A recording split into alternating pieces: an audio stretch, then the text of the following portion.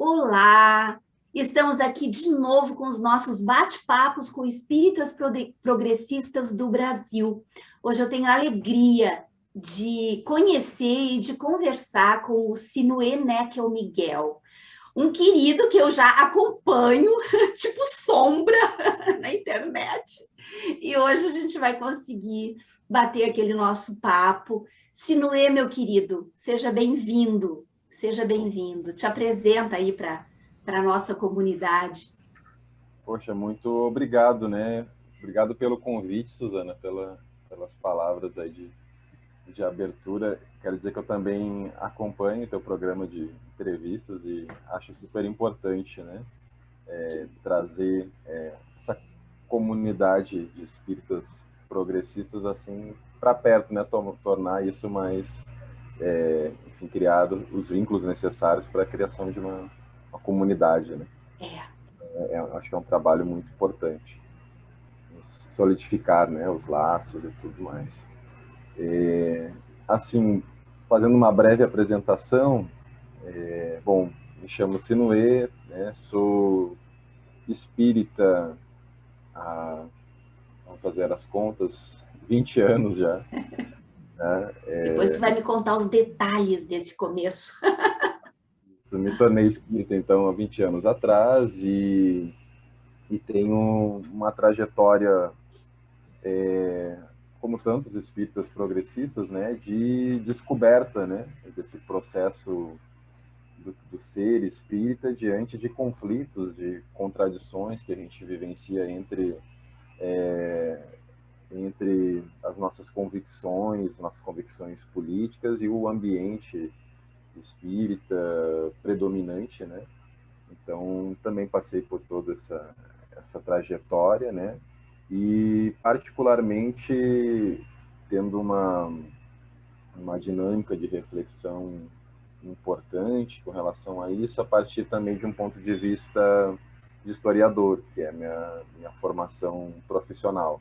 Né? Sim. Então, também há muitos anos venho lidando com o espiritismo além da minha convicção pessoal, né? Lidando como profissional de história, então olhando para o espiritismo a partir, né, de uma preocupação de historiador, entender a história do espiritismo, entender as suas entender a sua diversidade, as suas potencialidades, inclusive nesse sentido também histórico, e problematizando uma série de questões que às vezes aparecem assim muito naturalizadas, né? E o olhar histórico ele sempre tem esse poder de desconstrução, né? Assim, Sim. então, potencialmente ele abala crenças e convicções também. Então, eu acho que tem muito a ver com isso, assim, minha trajetória no Sim, espiritismo tem legal. a ver também com essa relação, né? O olhar de partir da história e a convicção, a vivência pessoal, a experiência pessoal. Que legal, que legal. Tão importante essa desconstrução, sabe? Muito, muito importante. Sinuê, a primeira pergunta que eu sempre faço como é que o espiritismo surgiu na tua vida? Tu disseste que foi há uns 20 anos. Conta pra gente como é que foi esse processo. E aí vamos tentar caminhar contigo dentro dessa desconstrução que foi a tua caminhada, né? Legal, Suzana. Como muitos também, né, a relação com o espiritismo, para mim, se deu por uma via, uma descoberta intelectual. Assim, com 17 anos, veio parar para mim, a partir da minha mãe, o Livro dos Espíritos. Tá? Eu já frequentava, na verdade, antes disso, ambientes espiritualistas, né, onde questões da mediunidade, né, Sim. a ideia da reencarnação, enfim, da espiritualidade de modo geral, era muito familiar. Então, isso já vinha desde a infância, na realidade. Mas aos 17 anos eu, de fato, me deparei com o Livro dos Espíritos e estava de férias na praia. Que E, delícia! e praia, como você sabe, pelo menos as praias do sul, né, Sim, elas têm temporadas longas, às vezes, de chuva, né? sim, de E, vento, aquele vento na areia. então, entre um dia de sol e outros dias de chuva, né? Ou aquela chuva de fim de tarde, né?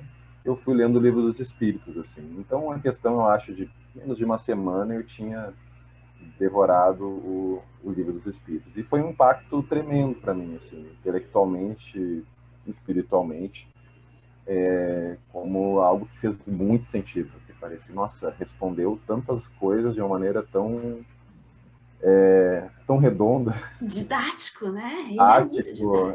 Então, assim, aquela coisa assim, de ter uma visão de mundo bem acabada, uma cosmovisão clara, né? E aquilo foi muito sedutor para mim. E aí depois eu volto, depois das férias, volto para Porto Alegre. E aí eu queria urgentemente procurar um centro espírita para, nossa, eu quero, né, discutir, né, quero super animado. Sim, tu queria estudar, daí tu queria Ah, realmente entrar tá. Então eu entrei assim bem apaixonado, assim, foi uma questão muito, foi super central assim para minha identidade, pra mim, né? E E daí, então, passei a frequentar o Centro Espírita Porto Alegre, Sociedade Espírita Caminho da Luz, ficava próximo de casa, um centro bastante antigo, assim, tradicional, e, e frequentando evangelização infanto-juvenil. Depois participei de teatro espírita, e tudo que é atividade relacionada à casa, Sim. eu estava dentro, assim, super engajado. Super importante, teve também nesses anos, os primeiros anos né, de vivência espírita, os grupos de programação juvenil, GPJ, que é Sim, uma sim, coisa dos jovens. bastante dos jovens, né? Era uma coisa bastante interessante porque trazia um espaço de protagonismo maior para jovens, né?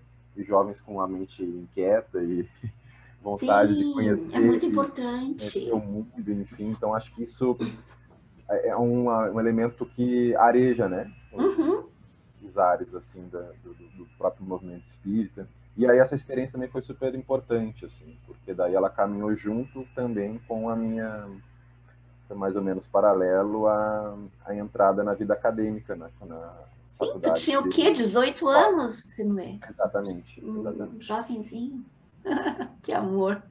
Então foram duas paixões que andaram juntas nessa né, espiritismo e a paixão pela história. E muito Sim, cedo tive a oportunidade com a iniciação científica acabar me aproximando da pesquisa histórica e fui fazer pesquisa da própria história do espiritismo que legal. durante a graduação.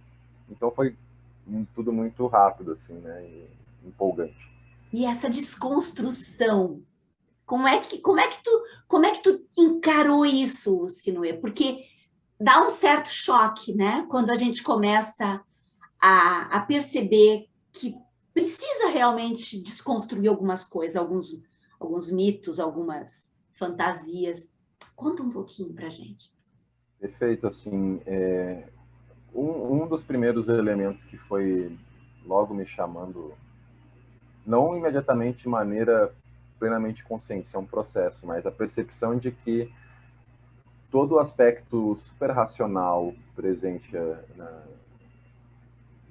nos escritos do Kardec, né, particularmente o Livro dos Espíritos, que me encantou desde a primeira leitura e continua sendo super importante para mim,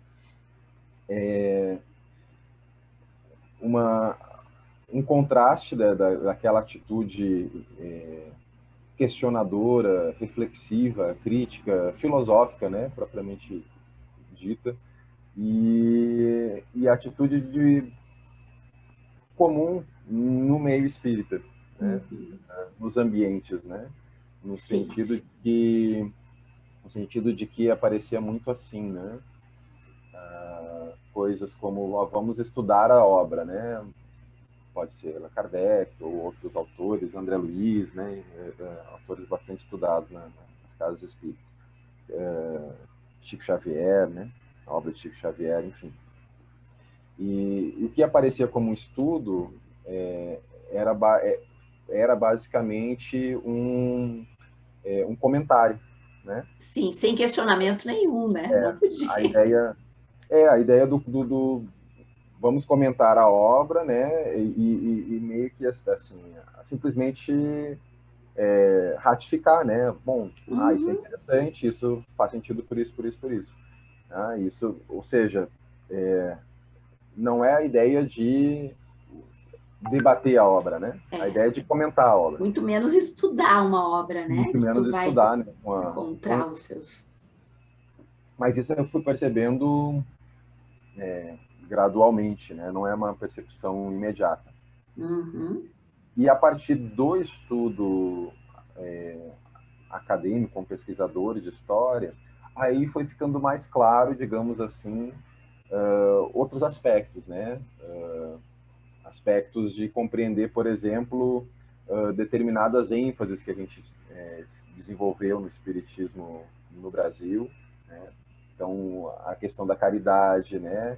Teve uma obra muito importante que eu li no início dos estudos sobre a história do espiritismo, do Emerson Jumbelli, Cuidado dos Mortos, que é uma obra, é um antropólogo que fez uma obra de antropologia histórica, fez uma história do espiritismo com uma problemática antropológica. E uma obra muito interessante porque vai trazer como uma hipótese, né, de que, olha, a caridade aparece como uma espécie de ferramenta de sobrevivência institucional daquele espiritismo que vinha sendo perseguido, ameaçado como uma prática ilegal, né? Sim, sim. Tipo, vamos ficar bem vistos na sociedade, né? E como Uhum. prática, como caridade, como a cura pela caridade, ele não poderia ser perseguido como charlatanismo, como o Sim. uso ilegal da medicina, que era uma problemática Olha do que século interessante. XIX no século XX. E aí aquilo ali já foi um elemento, olha só que interessante, né? Que Uma coisa que parece interessante. super naturalizada para a gente, assim, Aham. pô, caridade, óbvio, pronto, né? Não, olha, tem uma, Tem uma um explicação motivozinho histórica, ali forte, né? né, que fez Tem um.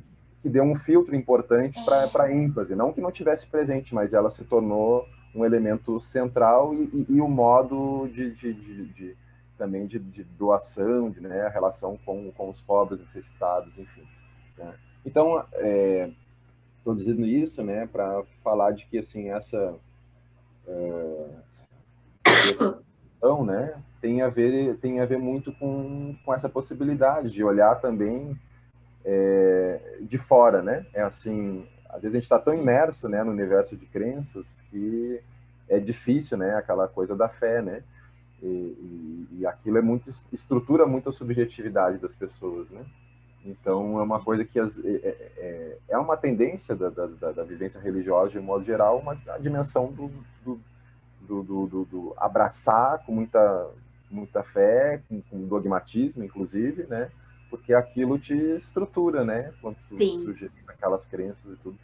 Então, se você tem uma oportunidade, por alguma razão, né, de sair um pouco né? Opa, vou me olhar de fora, né? Vou ver agora. Às vezes até dá um estranhamento, né? Sente até um certo Perceba. incômodo, né? Estão Uhum. falando, você começa a ler obras sobre história do espiritismo, antropólogos falando, e eles falam, os espíritas, né? Assim, assado, aí, né? Opa, tá falando de mim. Você veste, Sim, né? A carapuça, né? Então, sim. isso é interessante, assim, esse E é contato. saudável também quando tu consegue te enxergar nisso, né? E ter assim uma visão leve da coisa, tipo, sim, é Uhum, assim, mas não precisa ser tanto assim, pode ser diferente também, né? isso. E aí isso teve muito a ver com esse pode ser diferente, para mim já remete a uma ideia de que, nossa, não tem um espiritismo, né? Verdade. Mesmo o espiritismo de Kardec, né, é uma formulação, uma historicamente situada, né, um projeto, né, e esse projeto ele pode ter múltiplos desenvolvimentos, é uma outra questão também, né, assim, Sim, isso acontece com qualquer ideia, né, Marx, né, olha, quantos marxismos a gente tem. Então, assim, quantas vozes envolvidas, né?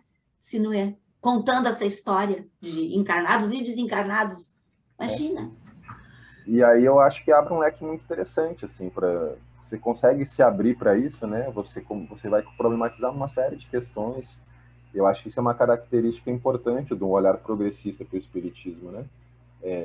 Perceber de que, nossa, tem um leque de possibilidades, de potencialidades para se desenvolver que é imenso, né? E não necessariamente eles precisam ser auto-excludentes, assim.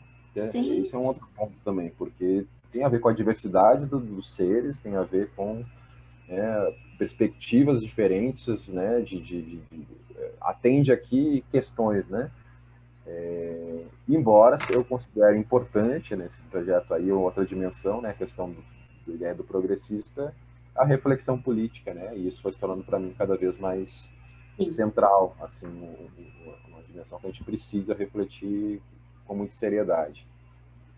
Isso é o que está me tocando muito, sabe? Essa coisa que nos uniu, né? Que uniu a nós, assim, espíritas progressistas, em torno de discussões sobre justiça social, sobre... Isso é tão importante, sabe? Tu falaste da caridade que foi a base, né? De onde o espiritismo no Brasil se assentou. Agora nós precisamos inverter isso e assentar esse espiritismo na justiça social, né? Eu acho, pelo menos pode ser uma utopia, mas enfim, eu Um, sinto. é uma questão chave, né? É ler a caridade a partir de lentes sociológicas, né? Então você pode até ressignificar, né? Ora, né? O que é, né? Caridade, enfim. Mas é isso. Entender de que o espiritismo não está solto no vácuo, né? É, Qual é a relevância dele, né? Qual é a relevância por que ele existe, né? Que diferença faz na minha vida ser ou não ser espírita? Que diferença faz existir ou não o espiritismo na história, nas sociedades? Então, aí a gente começa a entrar em questões relevantes como essa, né? Ora, ele não tem nada para dizer sobre, né, a miséria material e moral do mundo, né? E que a chave da justiça social, né, é uma chave estruturante, né? Ela sem atravessar, digamos, essa porta, né, ou essa barreira, né, da injustiça, construção da justiça, que tantas, que tantas virtudes e, e leis, né, como se apresenta no livro dos Espíritos, né, estão sendo infringidas, né? exato. Quanta dor, né? Sim, quanta dor. Essa coisa de que precisamos aprender pela dor, sempre na dor, no sofrimento. Eu acho que já estamos maduros para tentar virar um pouco também essa página, né? De achar que, entender que nós podemos também crescer e melhorar no amor, na justiça, na equidade, eu acho que se a gente não tiver esse sonho, fica tudo muito difícil, muito complicado, muito complicado. Isso. Zunui, eu queria te perguntar também uma coisa, porque o nosso tempo eu estou meio que controlando, mas ainda dá tempo. Sobre a tua, eu sei que no livro que o Maurício e a Dora compilaram, tem um artigo teu falando sobre meio ambiente, algo do. Me conta um pouco dessa tua trajetória, desse teu caminho. Isso tem a ver com a tua pesquisa sociológica também? Isso, para mim, apareceu como uma espécie de... Tentando achar uma imagem. Como é aquela expressão quando a gente diz assim, é raio em céu de brigadeiro? Não, relâmpago, né? Sim, sim, sim. Simplesmente surgiu na tua vida assim, sem avisar. Embora eu já tivesse, assim, uma, uma compreensão mínima, básica, eu diria assim, com relação a... Existem problemas ambientais, a gente não tem uma relação sustentável com o meio natural.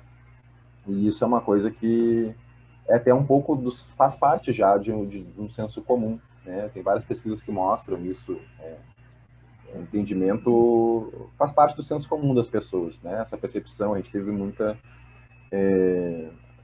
A mídia trabalha isso já há muitos anos, isso já aparece nas escolas também há um bom tempo.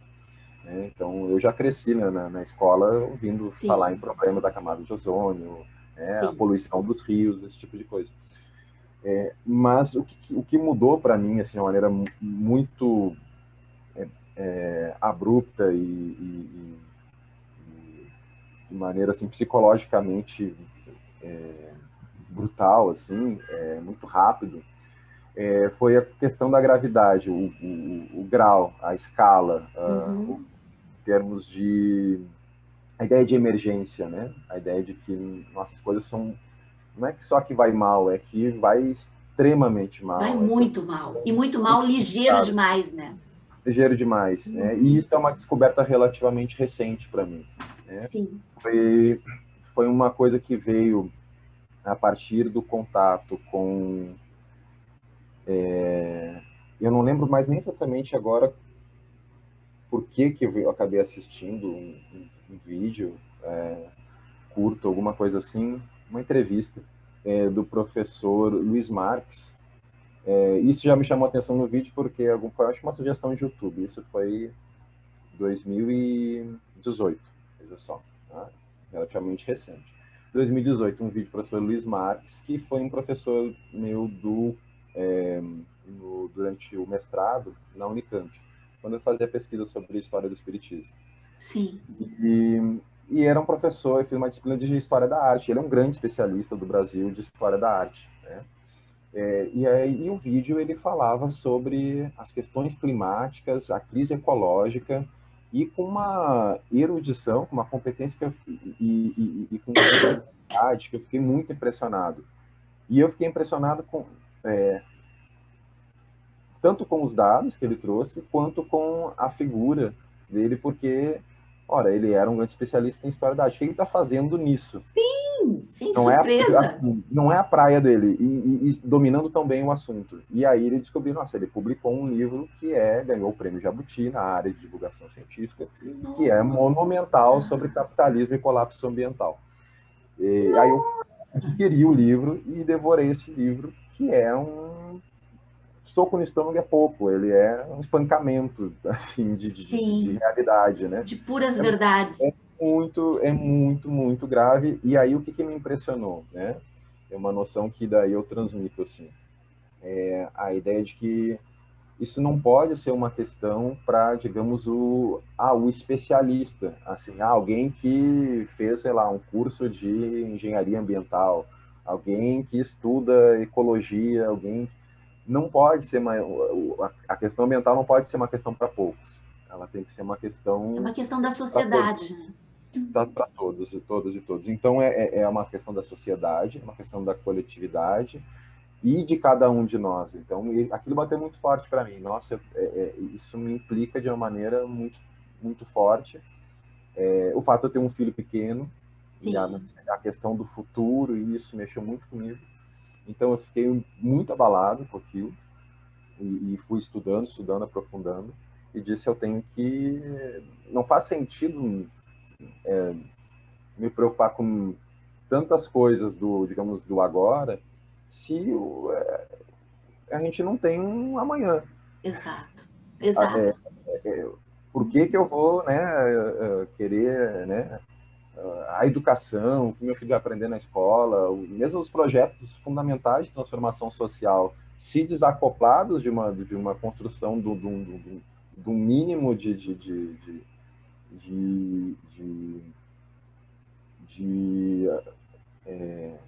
possibilidade de uma vida digna, de uma vida boa do ponto de vista natural, das condições naturais da nossa existência, não tem mais nenhum cabimento, né? Nós vamos discutir, por exemplo, igualdade social, tá bom, seremos todos iguais num mundo ambientalmente Onde? considerável, Num né? mundo que não vai nem existir, talvez. Também, né, sobrevivendo à míngua, né, os que sobreviverem, ou seja, não faz sentido isso. Então, para mim, foi um ponto de virada-chave, né? E aí, daí para frente, eu procurei trazer tanto quanto possível para dentro das minhas possibilidades, né?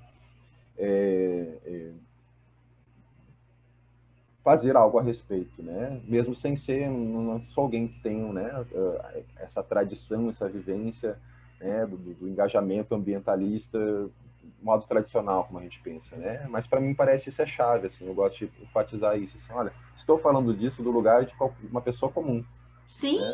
E, exatamente. E eu acho que todos nós, eu vou usar agora esse termo mais na moda que está usando, todos nós temos esse lugar de fala, sabe? Porque nós somos seres deste planeta e nós precisamos lutar por ele. Nós precisamos, é mais do que urgente, sabe? E, eu acompanho muito os teus escritos e tal nessa área. Inclusive, vou pedir permissão, depois eu te mostro até, eu vou fazer um vídeo comentando o teu artigo naquele livro, porque me toca muito essa parte, sabe? Me toca muito. Há um tempo atrás aqui nós tínhamos um grupo, mas aí era um grupo de militantes mesmo, nós íamos para a sinaleira com megafone, com faixa, falar sobre agrotóxicos e tal. A turma xingava a gente, mandava a gente para casa, mandava a gente embora, xingava a gente de comunista. Olha o que é a falta de sensibilidade das pessoas, né? Mas daí, quando o Inominável venceu a eleição, esse grupo se desmanchou porque começou a ficar muito perigoso. A gente estava quase apanhando na rua, né? Então, nós achamos melhor não continuar. Enfim, a coisa não tá fácil para a gente, não, mas vamos seguir. Querido, eu tenho aqui 7 minutos para a gente fazer o nosso fechamento. Eu queria que tu deixasse além de toda essa tua história, essa tua bagagem, essa tua caminhada, deixa agora, Sinuê, com toda essa tua bagagem, deixa uma mensagem bem bacana, porque para as pessoas que estão nos escutando, porque além de tudo que a gente está passando, né? Todos nós estamos nos sentindo um pouco, eu não sei se eu uso a palavra certa, mas existe quase que um vazio dentro da gente, sabe? Todos nós. Um pouco de solidão, um pouco de... porque o quadro está tão difícil, né? Que essa solidão começa a aparecer. Então, eu tento juntar as pessoas para que a gente diminua um pouco essa nossa solidão, né? Fala, meu perfeito, querido.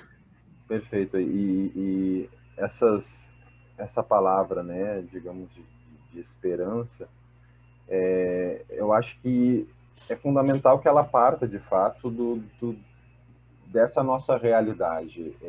Quando eu falo realidade, não é simplesmente as condições materiais, são as condições subjetivas, né, nas quais nós nos encontramos.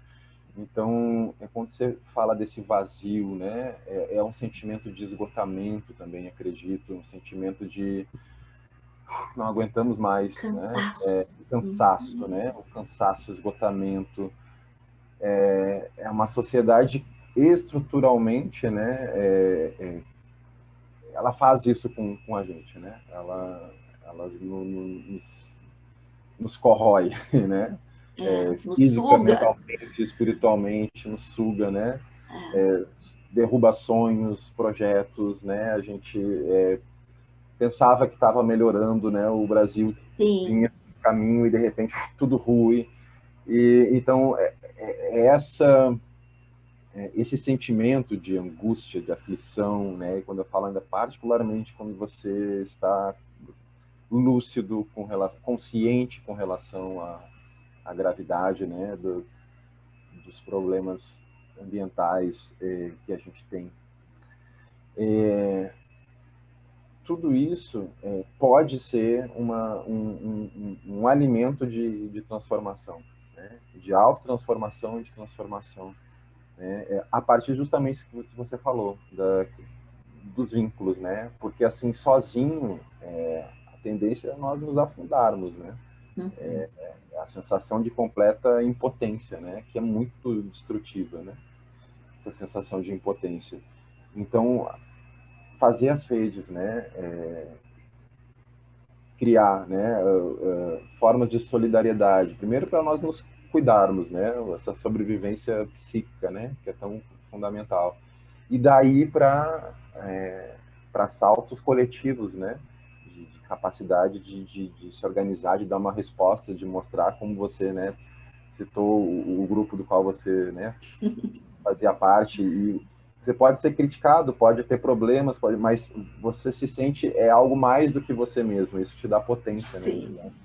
Então, eu acho que isso está, né, tá precisando. Eu acho que a gente tem um desafio muito grande, que é superar o mundo